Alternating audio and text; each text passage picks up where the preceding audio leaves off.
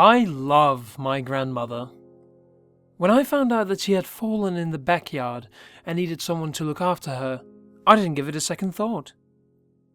My grandmother lives in a single-bedroom home in a small southern Indiana town. From the outside, it almost looks like it would be a two-story home.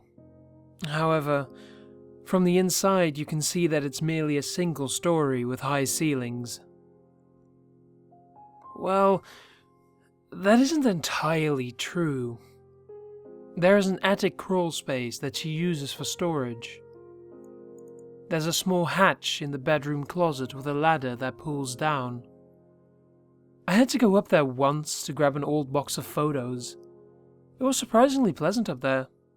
A cool breeze was blowing in from the window at the front of the house.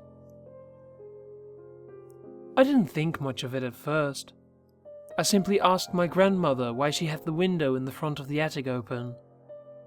She simply replied, "There are no windows in the attic." I'm not much of one to argue with my grandmother, so I went out front to look. Sure enough, there were no windows in the attic. Where the window should have been was wooden siding that had been painted white. It was certainly odd, but then again, I had been up pretty late the night before, and I chalked it up to fatigue. My grandmother has one of those awesome recliners that had hydraulics to lift her to a standing position. She's been sleeping in it since she hurt her shoulder. I've been sleeping in the bedroom. It isn't terrible. Her 6 cats have a tendency to climb in and out of bed with me, but other than that, the house is rather peaceful.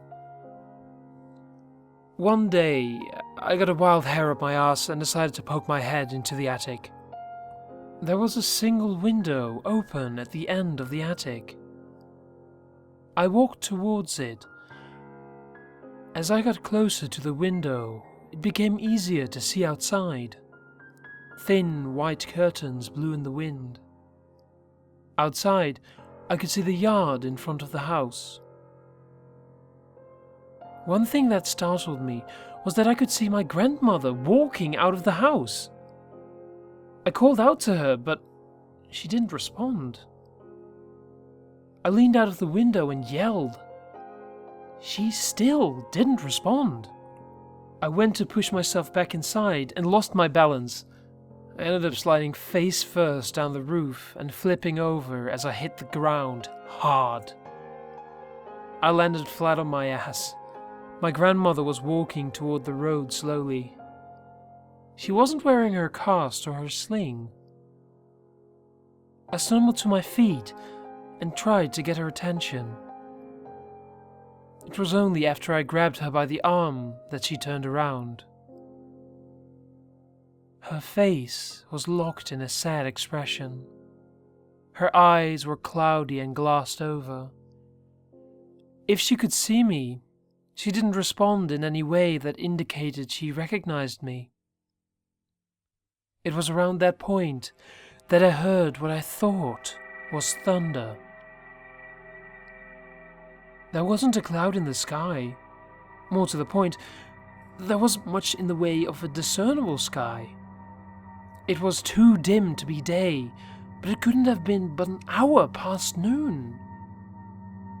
The fog past the yard was thick, and visibility was low. As my grandmother disappeared into it, I couldn't help but chase after her. I wasn't 2 steps into that fog before a feeling of dread came over me that I cannot adequately describe. Imagine knowing there is a tiger about to eat you. Imagine that tiger is everywhere, you can't see, and us getting closer. Yeah, that's nothing compared to that feeling. I quickly turned back toward the house. That feeling of dread lingered like the beads of sweat that had formed in the heat of that fog. My heart was beating 1,000 times a minute as I rushed into the house and pulled the door closed behind me. Everything was dark or dim. The light switch didn't work. The house smelled like rotten meat and mold.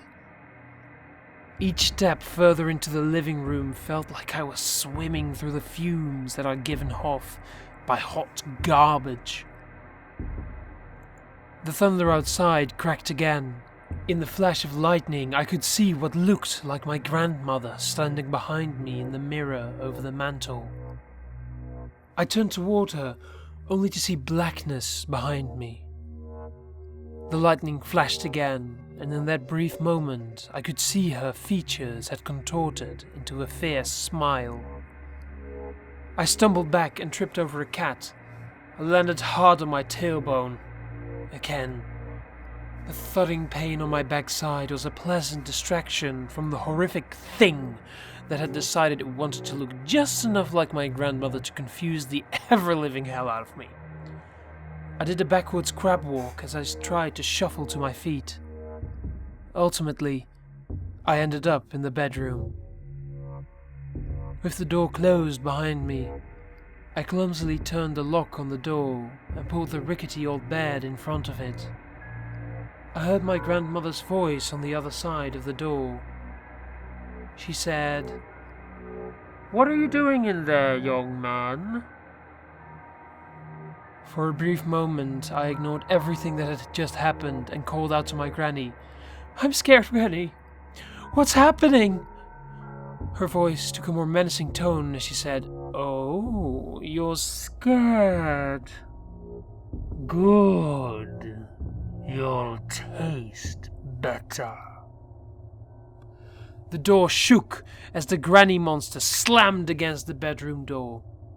I shimmied up to the ladder and into the attic and slid the hatch closed just as splinters from the door shot into the bedroom. I felt the cool breeze from the window. I turned toward it to see that it was bright and sunny outside. An elongated hand shot through the wooden hatch as I moved towards the window. What had been my grandmother's voice had regressed to something far more guttural as the creature said, "Fee, fi, fo, fum. I'm going to eat you, little one." As I swung my leg over the windowsill, I shouted back, "Well, fee, fo, fi, fuck yourself." That elongated hand grabbed my ankle as I further leaned out of the window and tried to pull myself completely out. It was at this point that I was able to gain enough leverage to pull the hand with me as I fell off of the roof again. As I landed on my ass for the third time in as much as 10 minutes, I couldn't help but roll around on the ground. My ass felt like it had been hit by a truck. I looked up to see wooden siding. There was no window upstairs.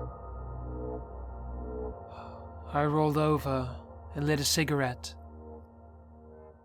As I stared at the midday sun, I couldn't help but laugh as the light pushed through my eyelids and left high-contrast chasers in my field of vision as I tried to make any amount of sense out of what I had just experienced.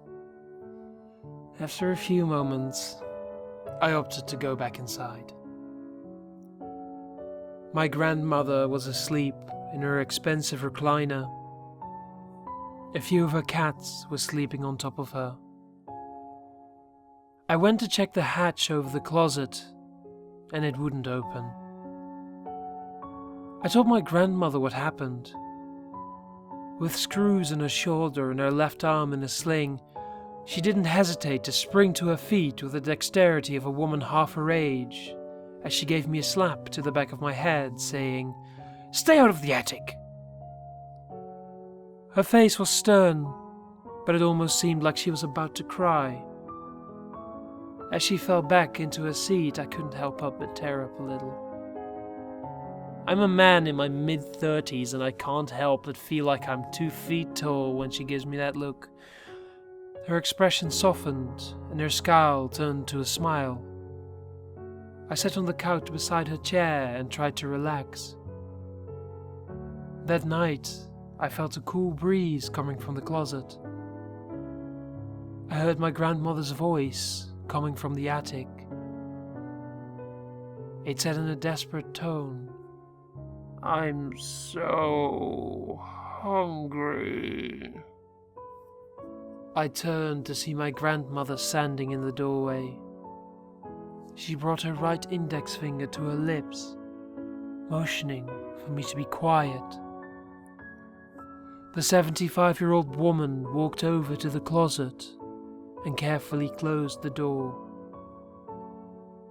The voice on the other side cried and moaned as my grandmother sat on the edge of the bed.